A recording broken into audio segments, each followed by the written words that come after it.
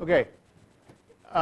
If you were not here yesterday, the online kids, you need to do the stock slideshow and note sheet first before you start the stock report card, because there's information on the PowerPoint that you need to do the assignment.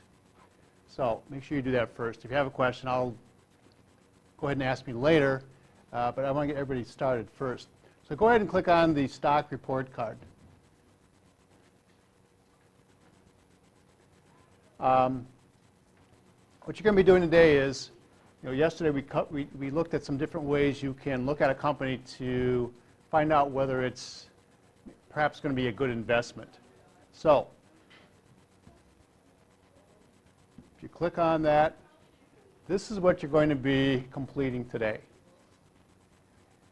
It looks like a lot, but it goes quite quickly because all the information is going to be right there for you. One little quick thing though, where it says on what exchange is this company traded, this is a drop-down box. So if you click on that, you can select somewhere. There you go. If you click on that, you'll have some choices, and then just select the correct one.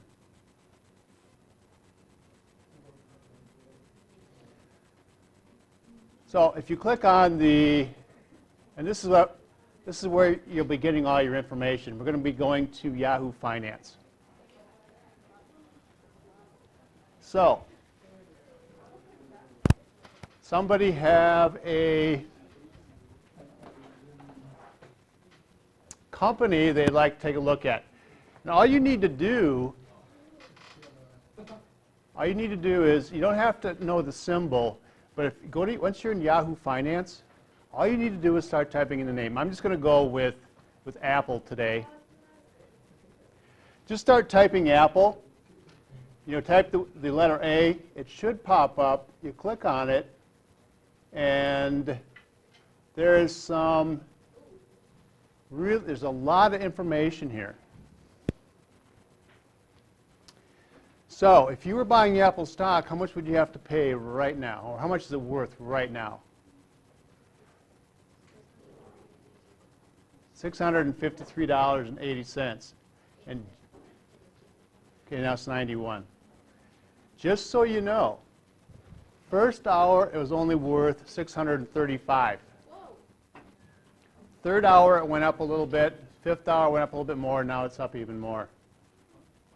So it changes that quickly. Okay, right here in this part, right below the price, there's a lot of information. It's got your 52-week range. And so it's got your low, your yearly low, and your yearly high. If you would have bought a share of Apple at its yearly low for $354, and you were going to sell it today, how much would you have made? You would have made $300. That is, to me, timing phenomenal. That is awesome. So right here's your yearly range. Right here, your PE, price earning, it gives you a number. The EPS, right here, earnings per share. Then it gives you the dividend is 1060, and then the yield is going to be a percentage. Why is that important? Because that's what it's going to be asking you right here. You just kind of look and fill in the numbers.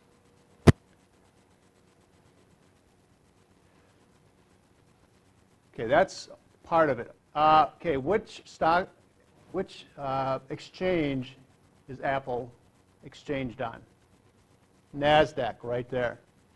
There's other places too. But what you're going to be doing is, when you're completing that stock report card, all the information's here. All you need to do is to look on the left side. One of the questions is, where is this located? All you do is you click on company profile. And where's it located? California. How do you say that? I say Cupertino, California, whatever. But anyway, all the information's here. So don't get, if you can't find something, don't get excited. Don't get your undies in a bundle. Just keep looking. It's there. Now, some of the big three financial statements, eyeballs up here, it's the last thing. It says financials. It's going to ask you some information about the income statement. Okay, that's right here. Just take a look at it. It's not that complicated. It's going to ask you operating expenses, income from operations. It might be this number here. I can't remember exactly what the question is, but it's right here. The one that you really need to look at is going to be the balance sheet.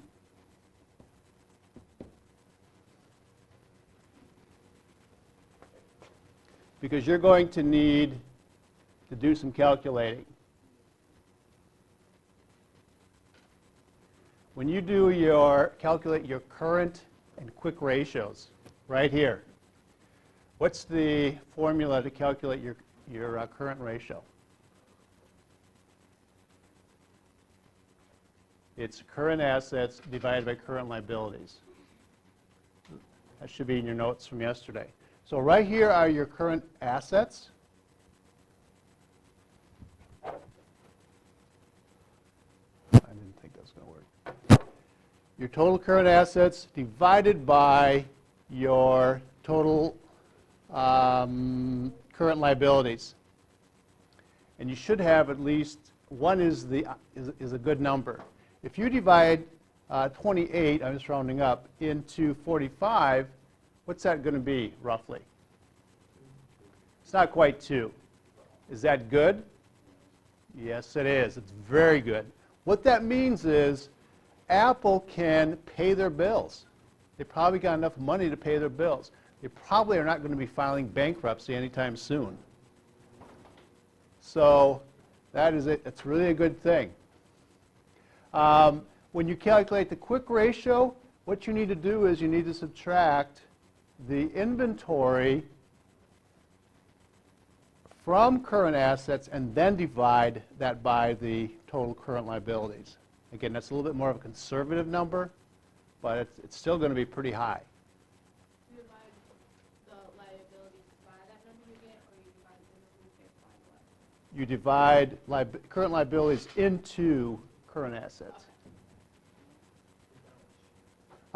Cash flow, it's another example. Also on the left side, you have analyst opinion. They'll tell you whether how it's going to be doing. So again, just kind of look around. Don't get excited. All the information's there. You might have to read a little bit, but it's not that complicated. Okay, any questions? All right. Just stop for 1 minute. Eyeballs up here. Who is Warren Buffett? He's what? It's broader than that even. The world. He's in the top 3. I think currently there's a guy from Mexico who he's the lead dog. He's way ahead of Warren Buffett by about 20 billion, maybe 20, $25 billion. Warren Buffett and Bill Gates, they bounce between second and third. Depends on the year and the economy. Like 2 years ago, Bill Gates was ahead of Warren Buffett, and now I think Warren's ahead of him, and blah, blah, blah. But whatever, he's worth quite a bit. But he has a company. And any guesses as to how much money you'd have to pay for 1 share of stock? A couple thousand? Okay. Well, the name of his company is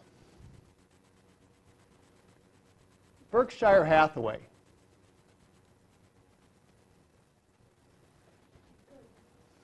And you'd have to come up with 132,000, right around 132, 133,000. Actually, this has gone down.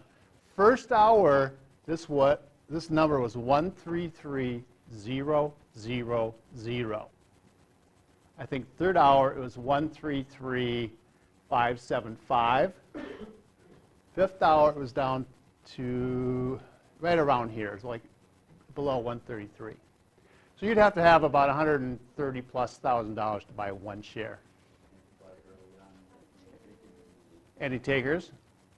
Well, if you would have bought your share early on before you started becoming more and more wealthy, Right. then obviously Yeah. it's